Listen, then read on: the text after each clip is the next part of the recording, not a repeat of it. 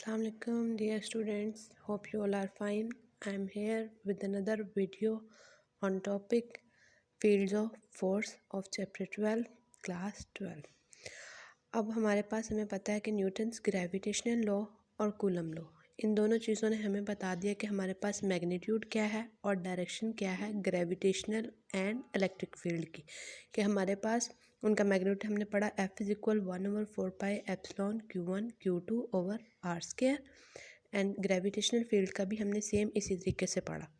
लेकिन हमें ना तो पता चला कि इन फोर्सेस की ओरिजिन क्या है, मतलब हमारे पास अगर दो मैसेज पड़े हैं या दो चार्जेस पड़े हैं तो इन फोर्सेस क्यों अप्लाई हो रही हैं। मतलब एक मैसेज फॉर एग्जांपल यहाँ पे पड़ा है तो दूसरा हमारे पास ये दोनों एक दूसरे के साथ इंटरेक्ट कैसे कर रहे हैं।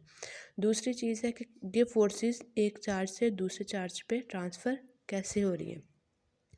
जो फर्स्ट क्वेश्चन है वो तो अभी भी अननोन है, कि मतलब ये बेसिक फोर्सेस ऑफ नेचर है दोनों, gravitational and electric field. But second question जिसका हमारे पास, how this forces transfer from one mass to another और वन चार्ज टू अनदर, ये हमारे पास माइकल फैराडे ने इंट्रोड्यूस कराया था कॉन्सेप्ट इलेक्ट्रिक फील्ड का, कि हमारे पास इलेक्ट्रिक फील्ड क्या है कि एक इंट्रिंसिक प्रॉपर्टी ऑफ नेचर है किसी भी चार्ज की, कि हमारे पास कह लें कि हमारे पास ये चार्ज है, ठीक है, हमारे पास चार्ज के इर्द गिर्द कोई ना कोई हमारे पास रीजन होता है जिस पे हमारे पास उसका रीजन होता है, region around any charge is known as its electric field. अब हमारे पास एक कोई चार्ज है प्लस क्यू है, ठीक है, उसके हमारे पास इर्द गिर्द कोई ना कोई हमारे पास क्या है, रीजन है, जिसके अंदर रहते हुए वो अपना फील्ड, इस रीजन को हम कहते हैं उसका इलेक्ट्रिक फील्ड, जो किसी भी चार्ज के इर्द गिर्द होता है।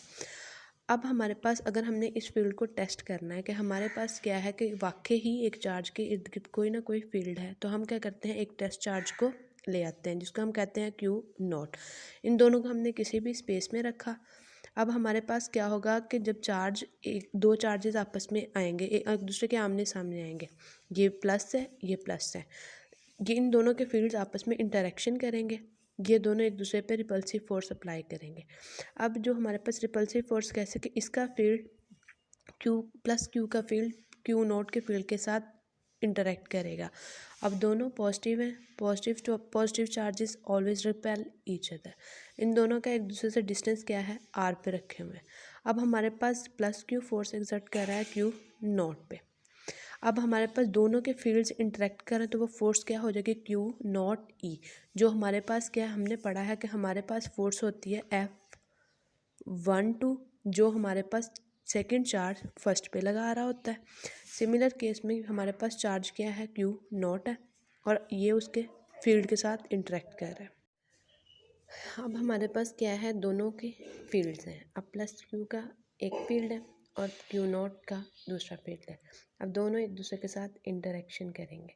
अब जो प्लस Q0 पे फोर्स लगाएगा, ये है इलेक्ट्रिक फील्ड स्ट्रेंथ है, फोर्स पर यूनिट चार्ज। अब हमारे पास इलेक्ट्रिक फील्ड की क्या डेफिनेशन हो गई, फोर्स पर यूनिट चार्ज। इसका हमारे पास यूनिट क्या है, न्यूटन पर कूलम। अब क्योंकि फोर्स का यूनिट है न्यूटन और हमारे पास चार्ज का क्या है, coulomb, E is equal Newton पर कूलम। डायरेक्शन, अब जो E की डायरेक्शन वही होगी जो हमारे पास फोर्स की होगी, क्योंकि हमारे पास Q चार्ज ने Q0 पे फोर्स लगानी है। जितनी फोर्स की डायरेक्शन अगर राइट है तो हमारे पास इलेक्ट्रिक फील्ड की भी डायरेक्शन राइट होगी।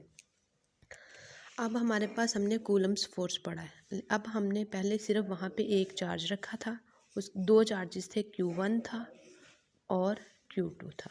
अब हमने इनकी जगह एक Q चार्ज है और एक क्या है, Q0 प्लेस कर दिया।